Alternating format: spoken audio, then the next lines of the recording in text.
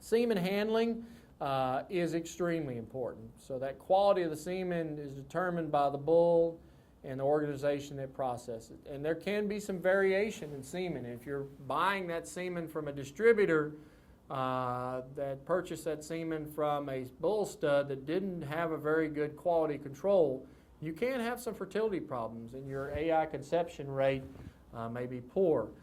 Frozen bull semen, it can be stored indefinitely. The critical temperature is negative 112 degrees. When it's exposed to temperatures warmer than that, even for a short period of time, when you return it to the tank, it can damage it. It's easy to maintain, but it's also easy to destroy. And so frozen semen is very fragile and very temperature sensitive.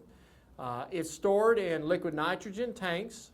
And the temperature remains at negative 320 degrees within that liquid nitrogen.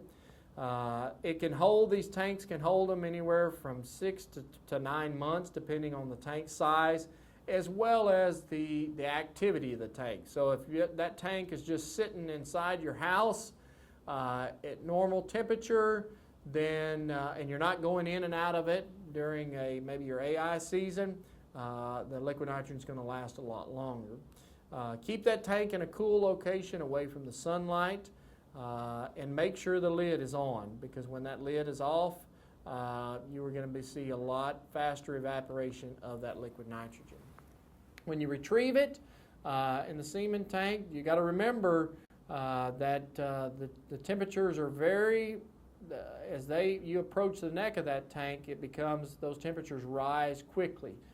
Identify, while the canister's down in the tank, identify which canister it's in and also which semen it is. Remove that canister from the storage position, grasp that one cane, try to allow the other semen or the rest of that canister to drop, remove that within 10 seconds, and immediately immerse that straw into the water.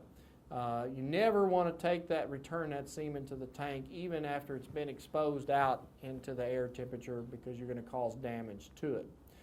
Here's your critical temperature thresholds. As you can see in this slide, as you move from the actual tank to the neck, when you get into the upper third, or past that first third of the neck of that tank, that's when you get into the danger zone of those temperatures. So the lower you can keep that canister down into that neck, the better off you can be. And so when you're trying to make some decisions on that semen that you're going to use and which cane that it's in, keep that canister down low so that it's below those critical temperatures.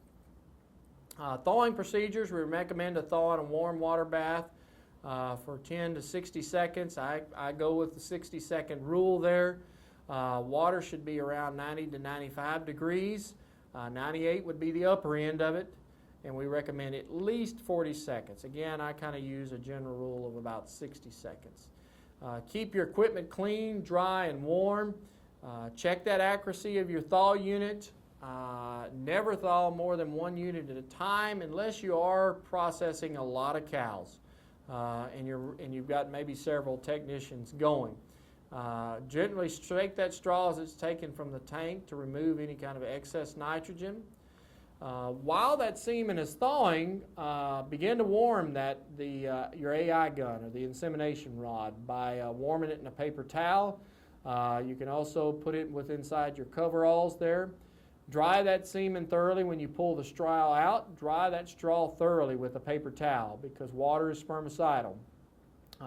Transfer the straw to the rod and then cut the tip of it. Then you apply the sheath. You wrap that assembled insemination rod in a clean, dry paper towel and tuck in your clothing. And inseminate that cow as quickly as possible after the semen has been thawed, because even though you've got it tucked within your clothing, that temperature is probably not absolute perfect. So you need to try to get that semen into the cow as quickly as possible. If you're transferring semen among tanks, keep the tanks close to one another. Really, it works best if you got two people transferring that semen. Do it as quickly as possible because that will decrease the quality of the semen there. The insemination process, the hand enters the rectum, the arm works through the rectal into the rectum and begin to palpate and locate the reproductive organs. For me, kind of where I could get my bearings is when I feel that cervix, because it is that gristle and it feels so different. And that's kind of where I begin to get my bearings first.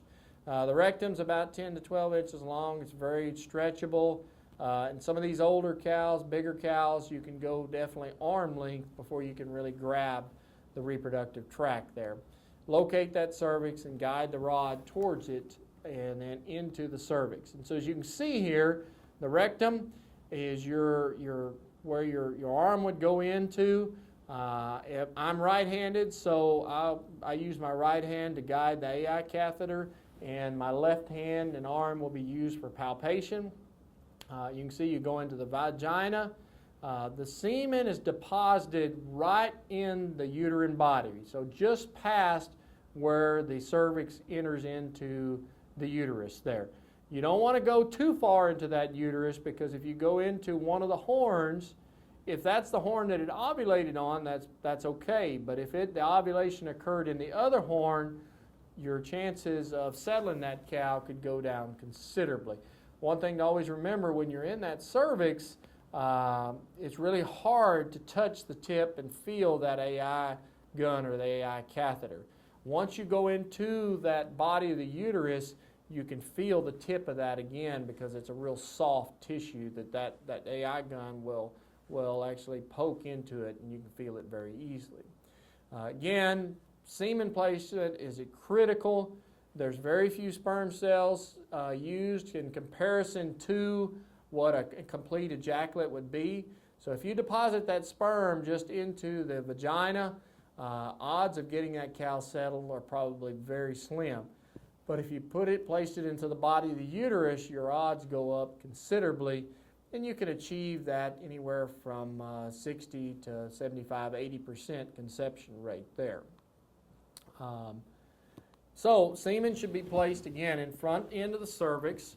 We talked about manipulating that and guiding that gun all the way through. And you can see in this diagram how the inseminator is taken and he's guiding that gun. Oftentimes it's better to really manipulate the cervix onto the AI gun rather than trying to guide the AI gun into the cervix. And so usually experienced technicians can do it within a matter of seconds. It may take you a couple of 2 to 5 minutes. It should be done as quickly as possible to avoid any stress on the cow.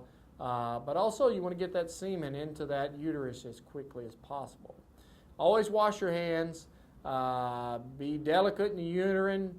Be delicate with that AI gun, because you could poke a hole in the vagina or the uterus or any of the other parts. Try to stay as clean as possible. It's extremely important to the whole procedure.